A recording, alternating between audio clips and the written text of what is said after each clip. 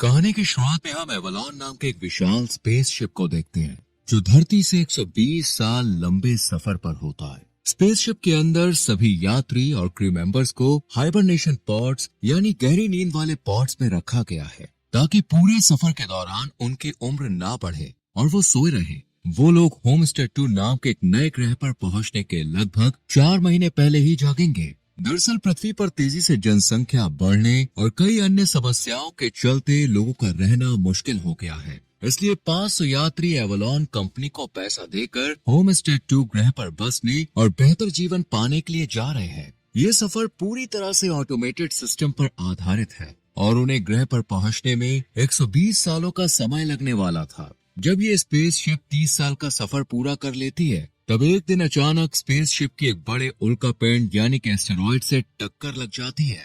पर स्पेसशिप का सुरक्षा कवच बहुत हद तक बचाव कर लेता है, लेकिन इंजन, रिएक्टर और कंट्रोल सिस्टम को भारी नुकसान पहुंचता है। इसी वजह से खराबी उत्पन्न होती है और एक यात्री का स्लीपिंग पॉड खराब हो जाता है। उस यात्री का नाम जिम होता है और वो अपनी 30 साल की गहरी नींद से जग जाता है। जिम उठता है तो उसे चक्कर आते हैं, लेकिन थोड़ी देर बाद वो ठीक हो जाता है। जिम उस हॉल में जाता है जहां सभी यात्रियों को जागने के बाद बैठक के लिए इकट्ठा होना था, पर वहां जिम के अलावा कोई भी मौजूद नहीं होता। उस हॉल में मौजूद एआई सिस्टम उससे ऐसे बात कर रहा था जैसे वहां सभी यात्री मौजूद हों। जिम समझ जाता है कि कुछ गड़बड़ है।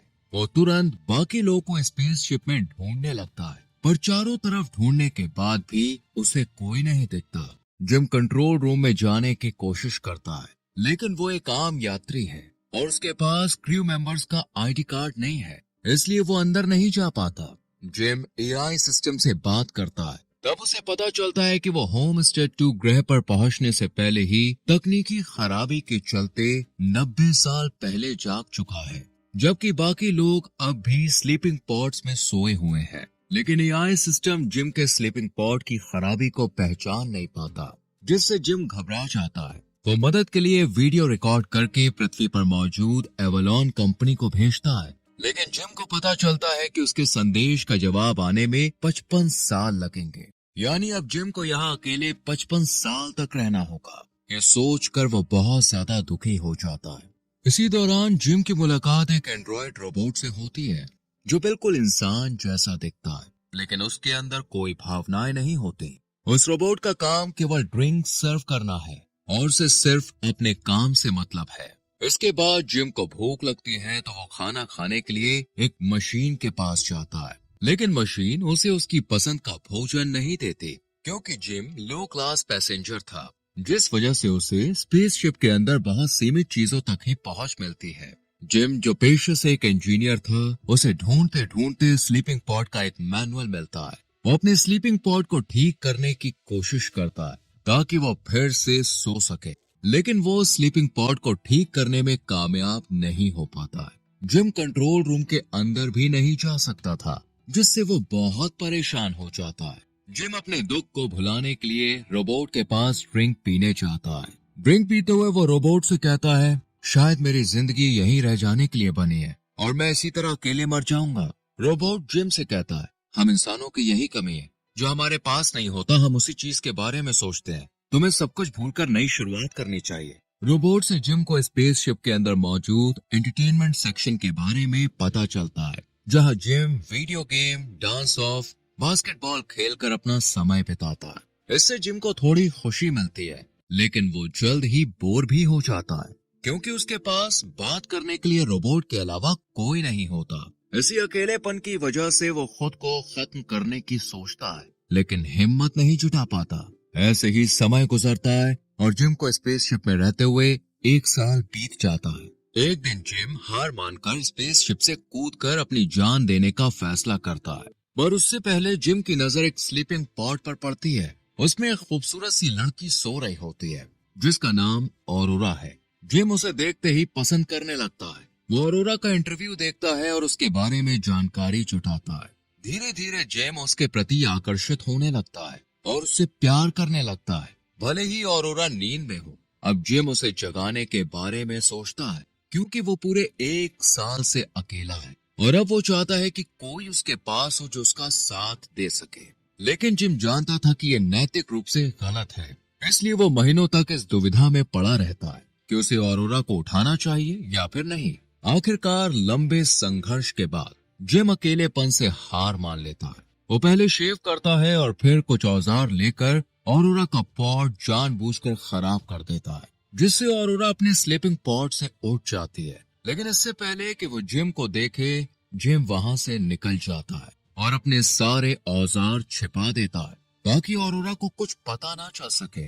जब जिम ऑरोरा के पास आता है तो वो उससे पूछती है, बाकी लोग कहाँ हैं? इस पर जिम कहता है, तुम्हारा स्लीपिंग पॉड खराब हो गया था, इसलिए तुम समय से पहले जाग गए, जैसे मेरे साथ भी हुआ था। जिम ऑरोरा को ये भी बताता है कि वो होमस्टे 2 ग्रह पहुंचने से 89 साल पहले ही जाग चुके हैं। ऑरोरा देखती है कि बाकी सभी यात्री अब भी पॉड्स में सोए हुए हैं। इससे वो हताश हो जाती है और सोचती है वो होमस्टे 2 ग्रह पहुंचने से पहले ही मर जाएगी, क्योंकि स्लीपिंग पॉड से बाहर होने के कारण उसकी उम्र भी बढ़ती रहेगी। ऑरोरा को दुखी देखकर जिम उसे संभालता है। अगले दिन ऑरोरा और जिम मशीन से खाना लेते हैं। ऑरोरा गोल्ड क्लास यात्री थी, इसलिए उसे अच्छा खाना मिलता है, जबकि जिम पिछले 1 साल से ही वहाँ एक जैसा खाना खा रहा था। ये जानकर ऑरोरा जिम को अच्छा खाना देती है। इसके बाद ऑरोरा भी जिम की तरह कंट्रोल रूम खोलकर मदद पाने की कोशिश करती है, लेकिन वो कंट्रोल रूम के अंदर नहीं जा पाती। तब ऑरोरा अपने स्लीपिंग पॉड को ठीक करने की कोशिश करती है, लेकिन जिम उसे बताता है, मैंने कई बार अपने स्लीपिंग पॉड को ठीक करने की कोशिश की है, पर मेरे से ये ठीक नहीं हुआ, क्योंकि उसे ठीक करने के लिए विशेष उपकरण चाहिए। रास्ता न मिलने पर ऑरोरा हार मानकर अपनी स्थिति को स्वीकार करती है और अपने अनुभवों पर एक किताब लिखना शुरू करती है। एक दिन ऑरोरा जिम से पूछती है कि वो धरती पर अपने परिवार और दोस्तों को छोड़कर होमस्टे 2 ग्रह क्यों जा रहा है।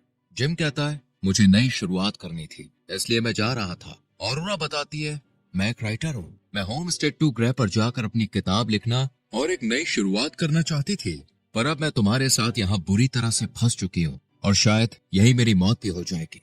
जिम उसे सब कुछ भूलकर आगे बढ़ने के लिए कहता है। वो ऑरोरा को एंटरटेनमेंट सेक्शन में ले जाता है, जहाँ दोनों video game, dance of, basketball खेलते हैं और फिल्में भी देखते हैं। जिम और ऑरोरा स्पेसशिप पर साथ समय बिताते हैं और साथ में अंतरिक्ष में भ्रमण भी करते हैं। जिम ऑरोरा के साथ रहकर बहुत खुश रहता है और ऑरोरा को भी उसके साथ अच्छा लगने लगता है। दोनों के बीच गहरी दोस्ती हो जाती है। एक दिन जिम ऑरोरा को एक गुलाब का फूल देता है, जिसे उसने खुद स्पेसशिप के अंदर उगाया था, और ऑरोरा को उसके साथ डेट पर चलने के लिए पूछता है। इतने समय साथ रहने के कारण ऑरोरा को भी जिम पसंद आने लगता है, इसलिए वो मान जाती है। रात में दोनों तैयार होकर रोबोट के पास जाते हैं, जो उन्हें ड्रिंक सर्व करता है। साथ में वो ड्रिंक करते हैं और प्यार से बातें करते हैं। फिर दोनों कमरे में जाकर क्लोज हो जाते हैं। इसके बाद से जिम और ऑरोरा और भी ज्यादा समय साथ में बिताने लगते हैं और जल्द ही एक दूसरे से प्यार करने लगते हैं। जिम उसका पूरा ख्याल रखता है और उसके प्रति दयालु होता है, ताकि उसे कोई कमी महसूस ना हो।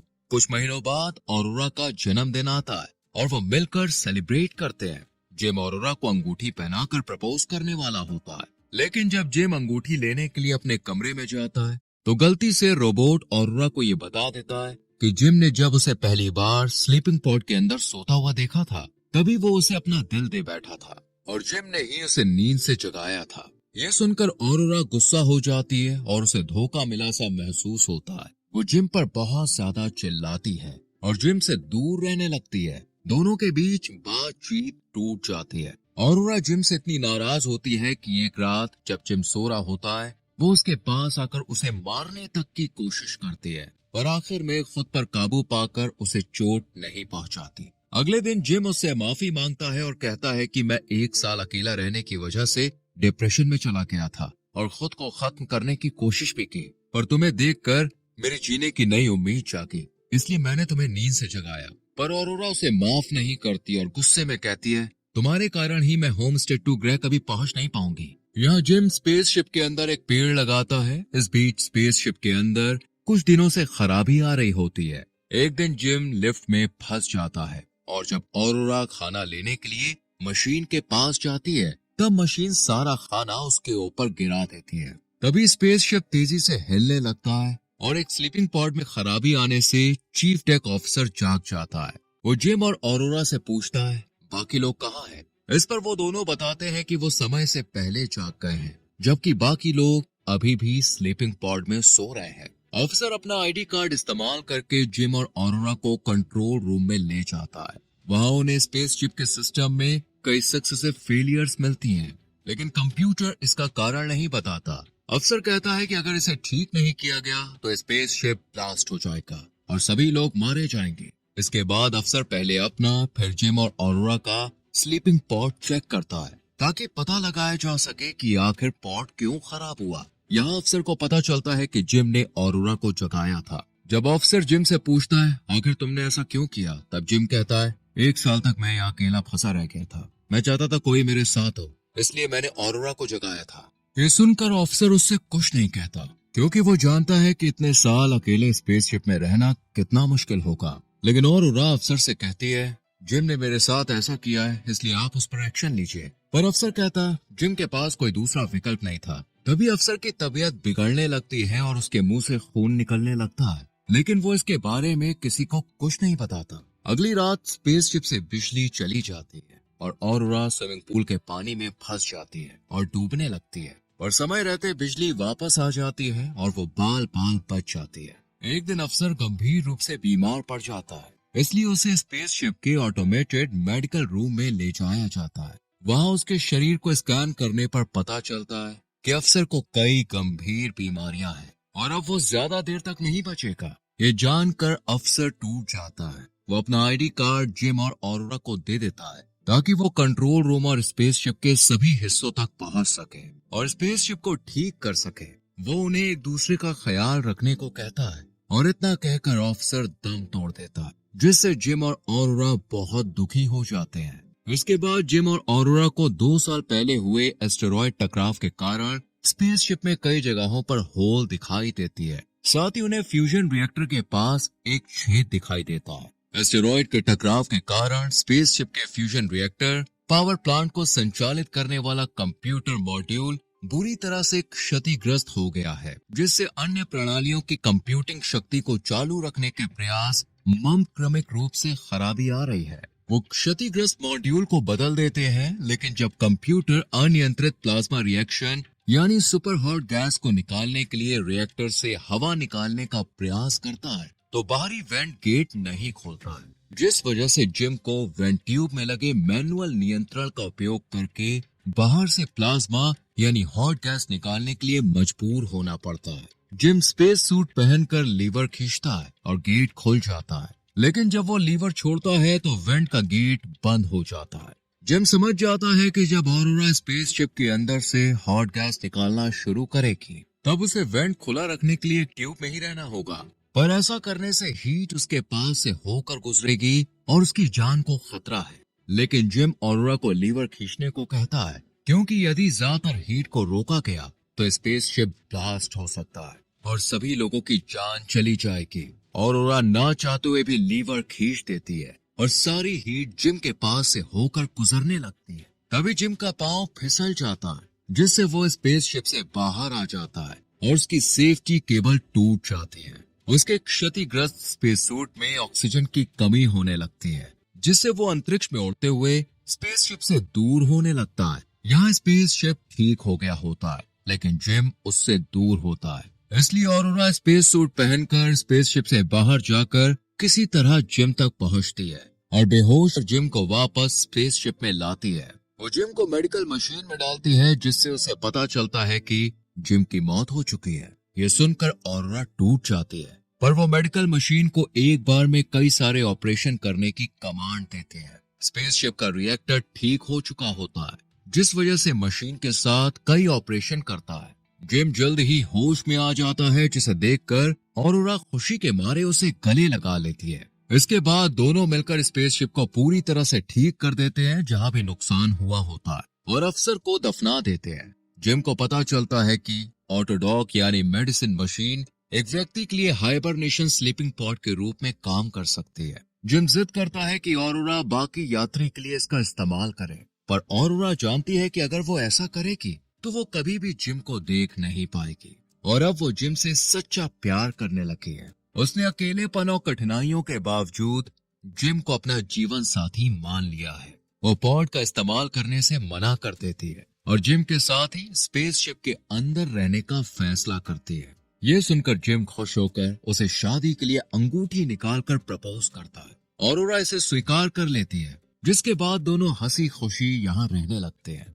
88 साल बाद जब स्पेसशिप के सभी यात्री और चालक दल होमस्टर 2 ग्रह पहुंचने से कुछ समय पहले तय समय पर जागते हैं, तो उन्हें स्पेसशिप के अंदर एक विशाल पेड़ दिखाई देता है। साथ ही वहां पर लताएं, हरी भरी वनस्पतियां और एक छोटा सा कैबिन दिखता है, जिसे ऑरोरा और जिम ने बनाया होता है। पर इतने सालों तक अकेले रहने की वजह से उनकी मौत हो चुकी होती है, पर उनकी कहानी हमेशा अमर रहेगी।